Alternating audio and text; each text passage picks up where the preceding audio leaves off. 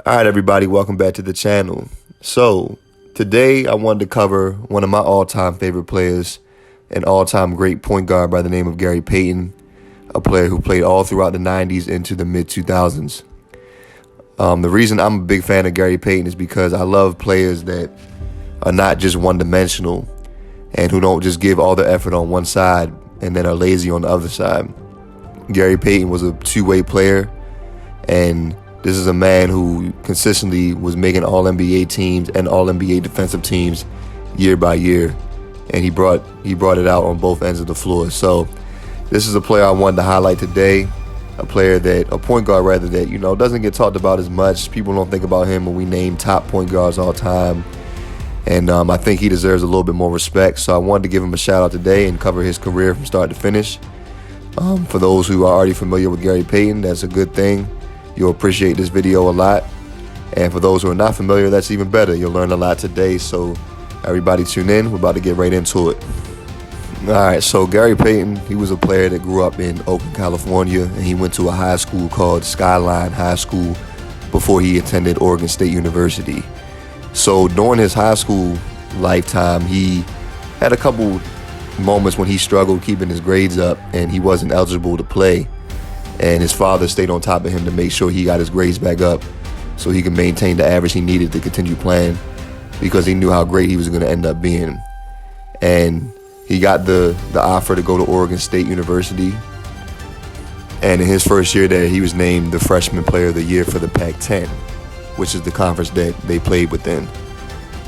He also made the All-Pac-10 team 3 times in his 4-year career that he played there.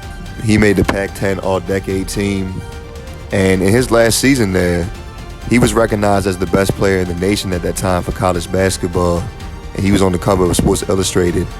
In the 4 years he played there, they made the NCAA tournament 3 times, and by the time he left, he held school records for Oregon State. He had records for most points, assists, steals, and three-pointers made. So he left his mark. He had a great college career. He stood out.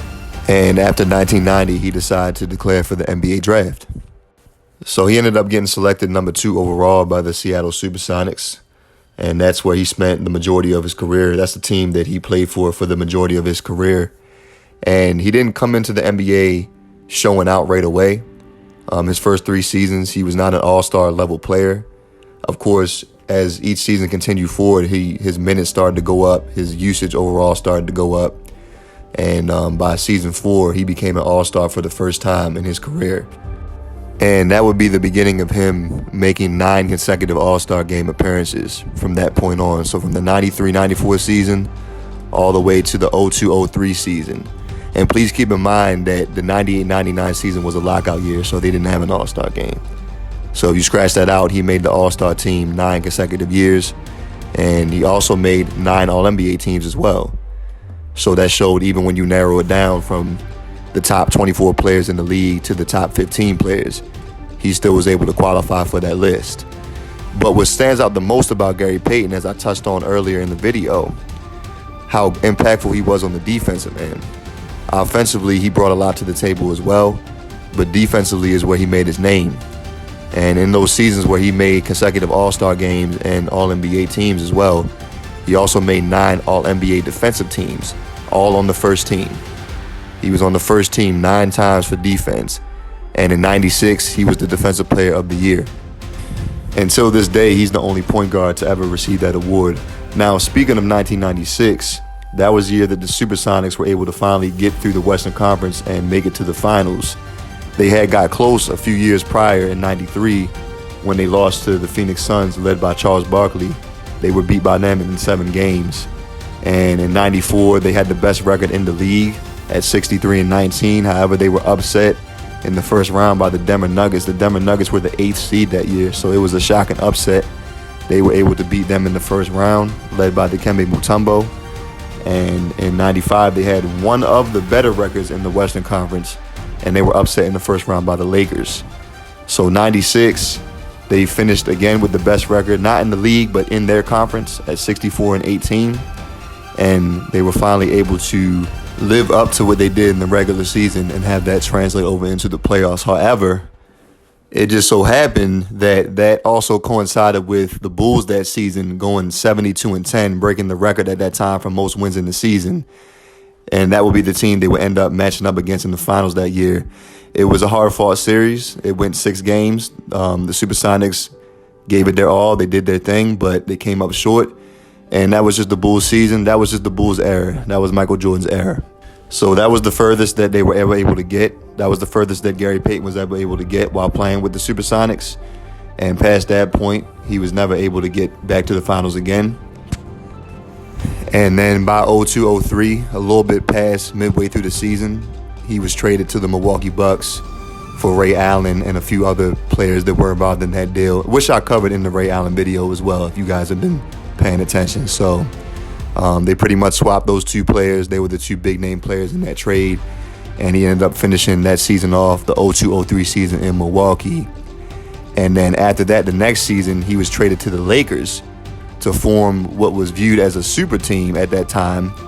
Even though Gary Payton was a little bit older by this time, the year before he still was an all-star. And of course, Karl Malone was brought onto that team. He was a bit older as well. He still had a little bit left, but they were able to team up with Shaq and Kobe. And of course, they were the odds-on favorite to win the finals that year, but they fell short. They were upset. I remember this like it was yesterday. It was my first year watching basketball, and the Lakers were upset by the Detroit Pistons that year.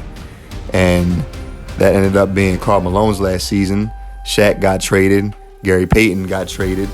Gary Payton ended up going to Boston for one season in the 04-05 season, and then the next season in 05-06, he was brought on to Miami. Now, of course, by this time he was a role player, but this was the season Miami was able to capture their first championship, and that was Gary Payton's first championship as well. Even though he was not, one of the top players on that team, he still played a pivotal role.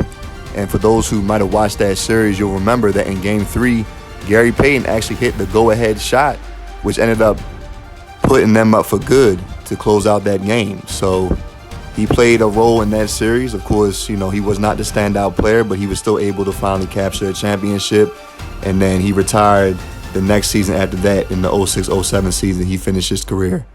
So Gary Payton played for 17 seasons from 90 all the way to 2007. And by the way, I wanted to mention this, from 94 all the way to 03, he had a 9-year stretch where he never averaged less than 19 points and 7 assists. So that's what he brought to the table offensively.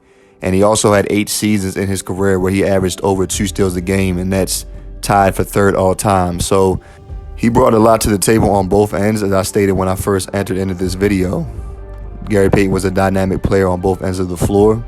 And till this day, he's still one of the all-time greatest 2-way players in NBA history. So, yeah, I just wanted to give him a special shout-out today. I wanted to cover him and highlight what he was able to do in his career. So I hope you guys did enjoy the video. And stay tuned. There's more to come. Please tune into my podcast. We're doing podcasts every Saturday at 5 o'clock p.m. Eastern Time on my Instagram. And my Instagram is in my bio, or it's in my description. So I just want to say again, everybody have a blessed day. All glory be to God. Thank you.